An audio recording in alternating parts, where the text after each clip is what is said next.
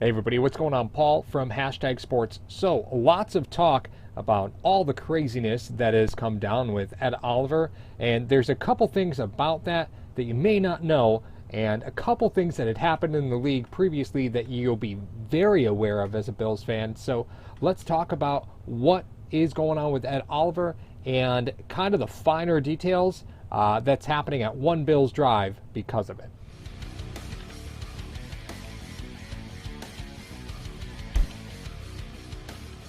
All right. So breaking down sort of the number crunching behind the Ed Oliver situation, we're going to go over to overthecap.com.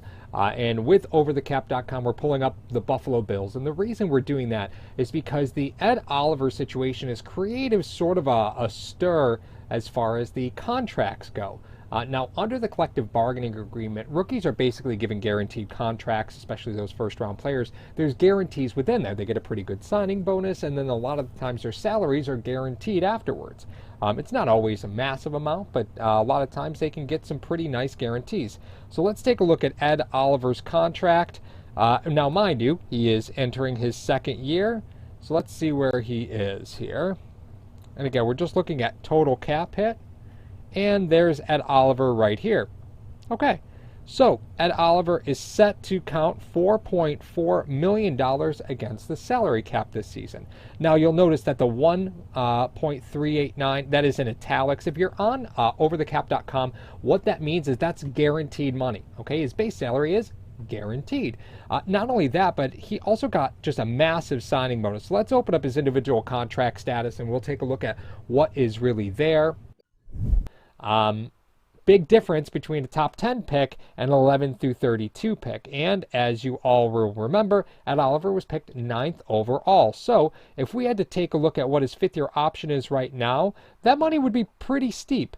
And actually, here is the fully guaranteed money for Ed Oliver. Now you'll notice his contract is completely guaranteed. Okay?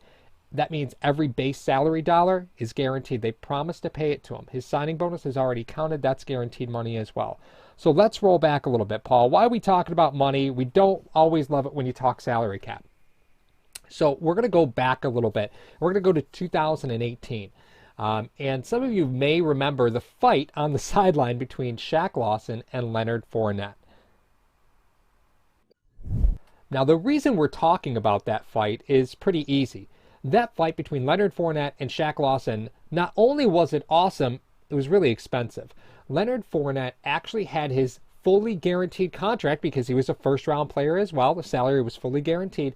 His fully guaranteed rookie contract, they eliminated all the guaranteed language. By getting into that fight and being suspended, he voided all the guaranteed money on his contract. So if the Jaguars wanted to cut him, they could, and it would only cost them what it cost them against their signing bonus, right? So whatever money was paid to him in a signing bonus, that's prorated across every year. So what does this mean for Ed Oliver? Well, you've guessed it. Ed Oliver, if he's suspended, will void the money in his contract. So we've kind of seen this play out over the course of, other examples. Obviously, Leonard Fournette was suspended 1 game for fighting. Chris Herndon was suspended from the NFL for 4 games for a very similar reason as Ed Oliver. And that was last season. Actually, when the Bills played the Jets, Herndon was still suspended. But Herndon's suspension, again, similar thing, right?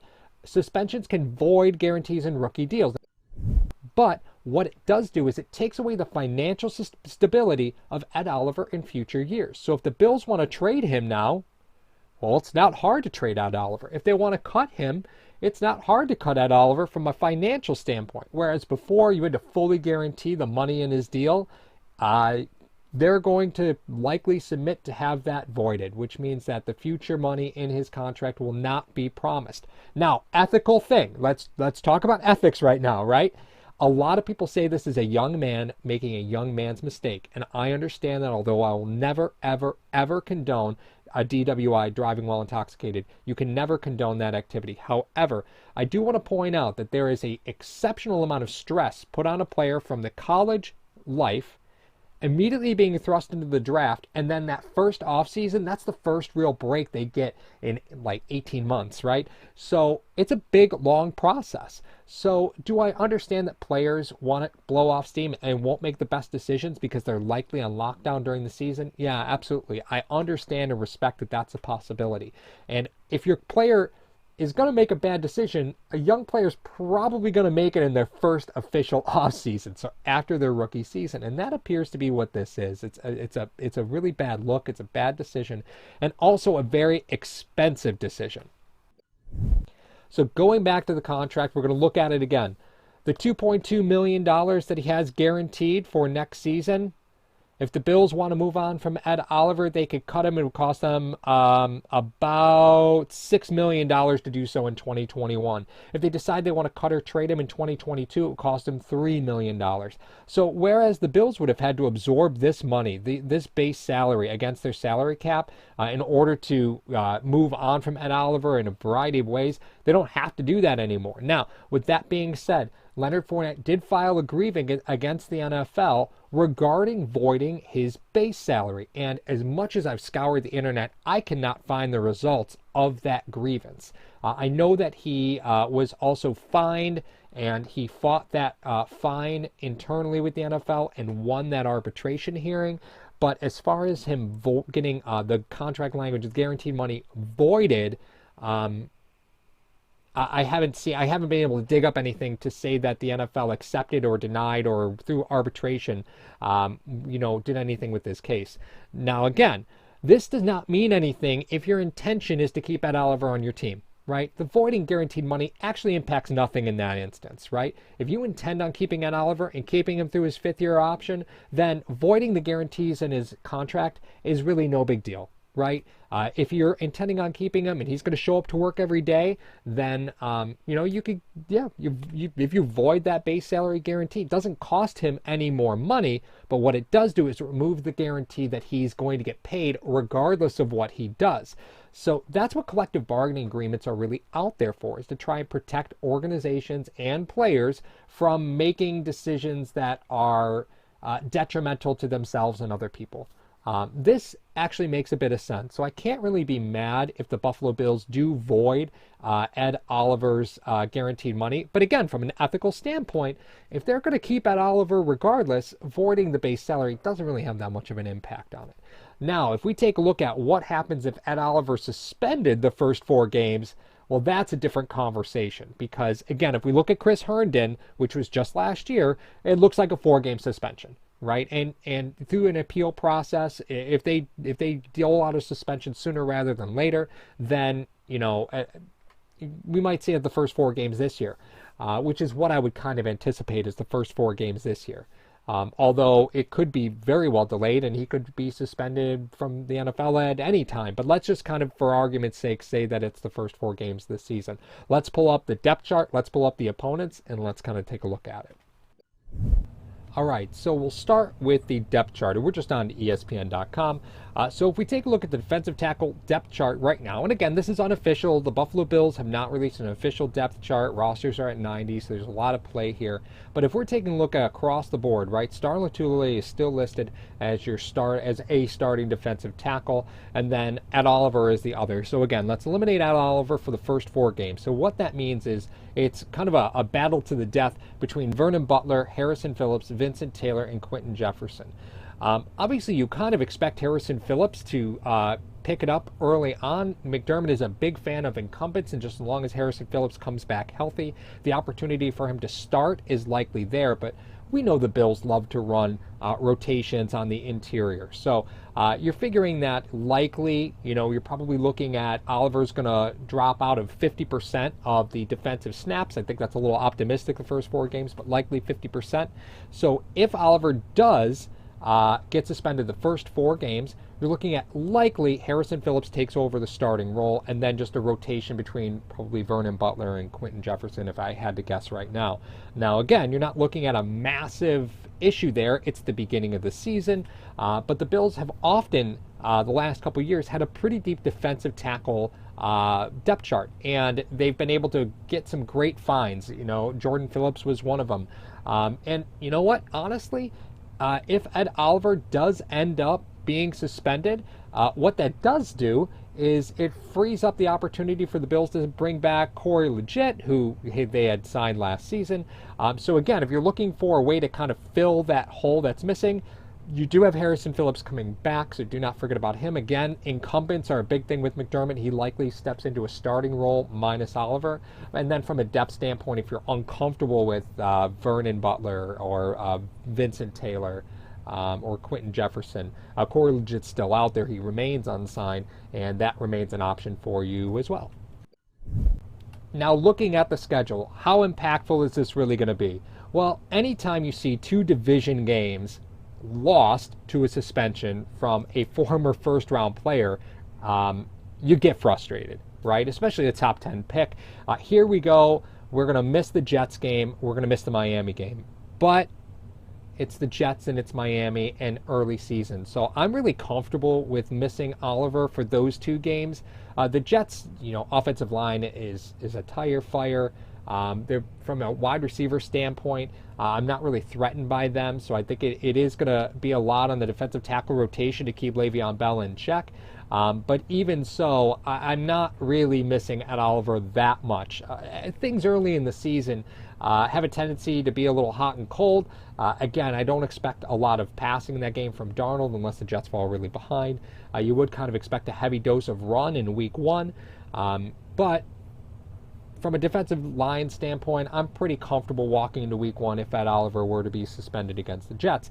Now, Miami has tried to completely revamp their offense and completely revamp their defense. They're trying to turn over the roster as best they can. They've drafted a bunch of players. People were all over whether they loved or hated the Dolphins draft, but the fact still remains that team is loaded with rookies, and there is nothing tastier than a team who just went through a massive draft overhaul and expecting to play those players. So again, I'm comfortable with Oliver being out for the Jets and Miami. Now that leads us to the Rams game.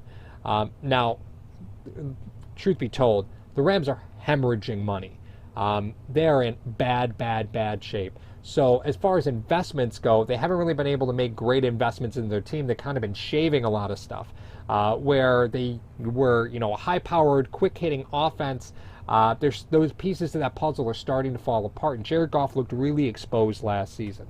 And that defense that was so stalwart is losing the people that make that defense so challenging. So while I would normally say the Rams, the Rams had just an awful offseason. And again, I can't say that I'm super concerned.